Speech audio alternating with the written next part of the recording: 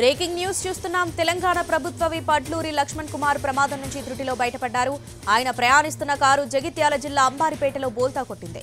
అడ్లూరితో పాటు కారులో ఉన్న వారికి స్వల్ప గాయాలయ్యాయి. ఎదురుగా వస్తున్న లారీని తప్పించిపోయే క్రమంలో కారు అదుపు తప్పి బోల్తా పడినట్లు తెలుస్తోంది. క్షతగాత్రులకు కరీంనగర్ ప్రభుత్వ హాస్పిటల్లో చికిత్స చేస్తున్నారు వైద్యులు.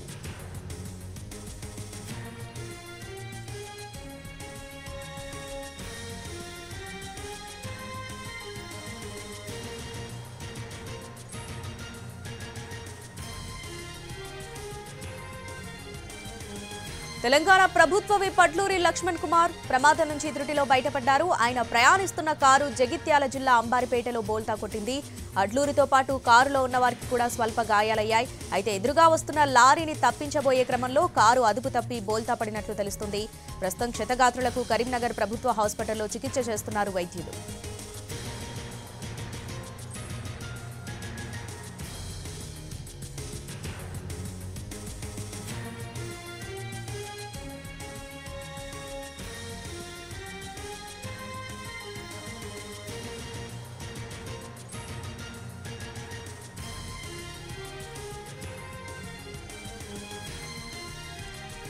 తెలంగాణ ప్రభుత్వ విప్ అడ్లూరి లక్ష్మణ్ కుమార్ ప్రమాదం నుంచి త్రుటిలో బయటపడ్డారు. దానికి సంబంధించిన బ్రేకింగ్ న్యూస్ చూస్తున్నాం.